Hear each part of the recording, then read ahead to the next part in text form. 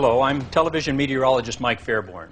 It always makes me shudder when I'm part of a newscast that reports death or injury on our roads and highways. My heart goes out to everyone who's been involved in a serious accident or whose friend or family member has been involved in an accident. You're probably well aware that a common response to a serious accident is a request for a stop sign, yield sign, or a lower speed limit sign at the accident site. Intuitively, that seems like a reasonable response, and it is the right response for some intersections. But this research report from the Federal Highway Administration shows that trying to increase the amount of control at an intersection with signs usually doesn't bring about the desired results. In fact, the report shows that intersections with no control and those controlled by yield signs actually had lower accident frequencies than those controlled by stop signs. Determining the best type of traffic control for a given intersection or street is one of the most complex tasks faced by our public traffic and highway engineers. But through many decades of research and experience, engineers have developed reliable methods for controlling traffic on our streets and roads. I'd like to show you how they go about it. One thing engineers have learned is that they need to consider the entire system of streets and roads rather than just a single intersection. That's because traffic control in one location affects many nearby locations. The watchword has to be consistency from location to location. If similar intersections are controlled the same way as with the stop signs we see here, and stretches of road with similar characteristics have the same speed limits, then drivers can develop consistent habits. Drivers' expectations about the road ahead are based on their entire history of driving experience. Signs that don't really give specific instructions on how to drive, like this one, also lead to inconsistent behavior by drivers. Some will slow down, others won't. That, coupled with a false sense of security on the part of residents, is also a formula for disaster. Transportation engineers have been developing traffic control strategies and devices since the 1920s, and here's one of the tangible results of that research: the Manual on Uniform Traffic Control Devices. It's issued by the Federal Highway Administration and serves as a national standard. Like many states, Minnesota has its own version of the manual, tailored to our specific laws and needs, but reflecting the national recommendations. The standards in the Minnesota manual are applicable to all state and local roads, including those controlled by local governments. It's because engineers in every state use essentially the same guidelines that we encounter consistent traffic control strategies, incorporating the same signs used the same way nationwide. While the manual helps to achieve consistency, it's important to realize that the manual can't possibly show how to deal with every real-life situation.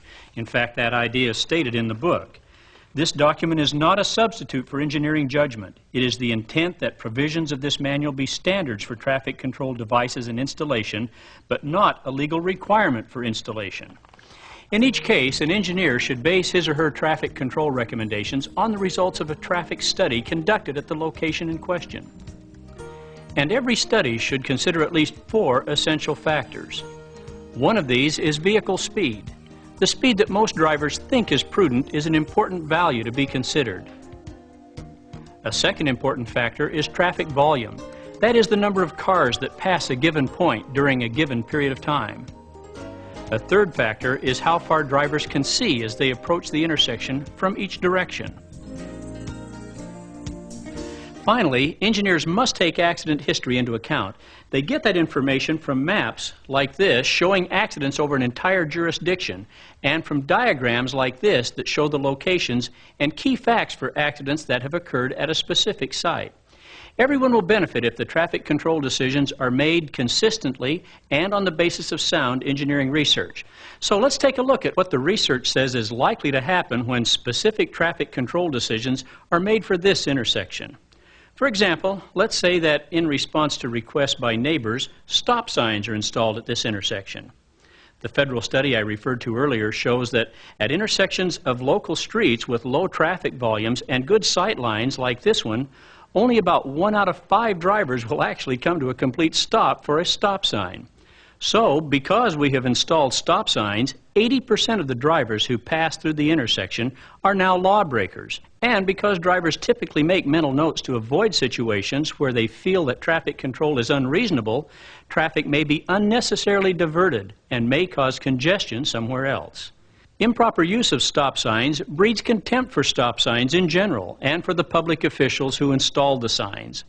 Another way to look at the effect of the stop signs is to see that we have increased the range of drivers' responses. A few cars come to a full stop, most slow down to 1 degree or another, and some don't slow down at all. Since the range of responses has increased, we have made it more difficult to predict what any individual driver will do. So all things considered, it would probably have been better not to put up the stop sign. Stop signs should be reserved for those locations that really require a full stop. For example, intersections that have limited visibility, higher traffic volumes, or a history of many accidents. Now, let's look at a different kind of intersection, a rural intersection. We're likely to have an even lower volume of traffic here than we saw in our last example, and the cars are usually moving much faster than in town. Notice that there is limited visibility.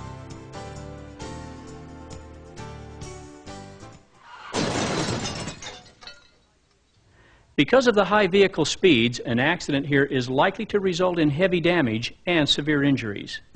Now, let's say that in response to the wishes of neighbors, stop signs are installed in the hope of making the intersection safer.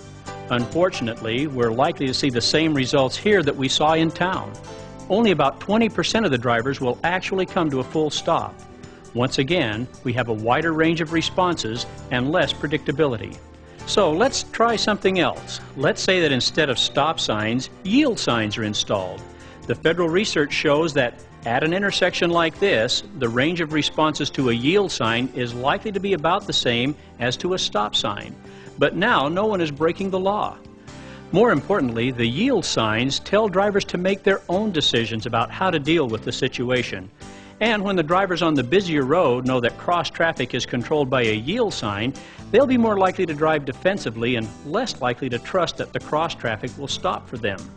So the yield sign may be the better choice in that example. But remember, an engineering study is always needed to determine the right course of action.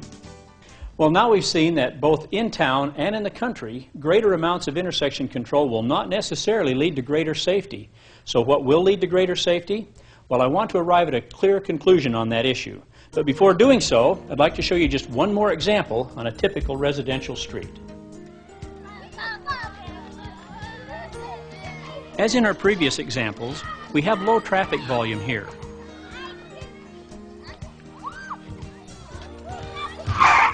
We can all understand why there might be an urgent request from neighbors to install a lower speed limit sign here. But once again, let's look at the likely outcomes if such a sign is installed.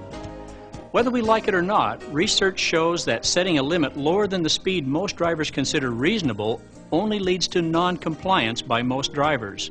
So once again, we'll have a wider range of responses and less ability to predict the behavior of any given driver. At the same time, once the sign is in place, residents are likely to develop a false sense of security. This is undoubtedly not the outcome residents had in mind when they asked for the lower speed limit sign. So leaving the speed limit as it was is probably the right choice here. Now, if motorists usually drive at speeds they think are safe, no matter what's posted, you might reasonably ask why we have speed limits at all. Well, there are two good reasons. First, the safest situation is for all vehicles in traffic to be traveling at a uniform speed. Speed limit signs will help to achieve that goal as long as the posted limit is one that most drivers find reasonable. So it's important to post consistent speed limits throughout the state. That's one reason why in Minnesota our regulatory speed limits, the ones shown in black and white signs, can only be established by the State Commissioner of Transportation. The other reason is that speed limit signs help police and highway patrol officers to enforce the speeding laws and curb unreasonable behavior. Well, now I'm ready to suggest some conclusions on this issue of traffic control. First, what may seem to be an obvious solution may be dangerously wrong. Increasing the apparent level of control by putting up signs will not necessarily make a situation safer. Second, officials need to take a system-wide view in making all traffic control decisions. Third, we need to rely on engineers to research each situation before any decisions are made. For a given situation, an engineer certainly might recommend traffic control signs, but the engineer also may suggest other kinds of solutions, such as turn lanes, additional street lighting, or changes in pedestrian crossing markings, just to name a few. There are many ways to control traffic. The most important result of adopting these ideas is that we're likely to see greater compliance with traffic control devices because most drivers will see that the system is consistent and reasonable. But also, public agencies will find that they put themselves in the best legal position when they follow these guidelines. Officials should arrive at a systematic and system-wide traffic control policy based on advice from a qualified engineer and should then establish a track record of following that policy. The policy should state that decisions about specific locations will be based on research that takes traffic speeds, traffic volumes, sight distances, and previous accident history into account. Well, if we have arrived at some sound conclusions about traffic control, it's important to realize that traffic control is just one part of the formula for safety on our streets and roads. Appropriate law enforcement by law officers and judges is also crucial. But by far, the most important part has to be played by individual drivers. If we all decide to take greater personal responsibility for safety, accident rates will decrease. Putting all these things together, that's what works.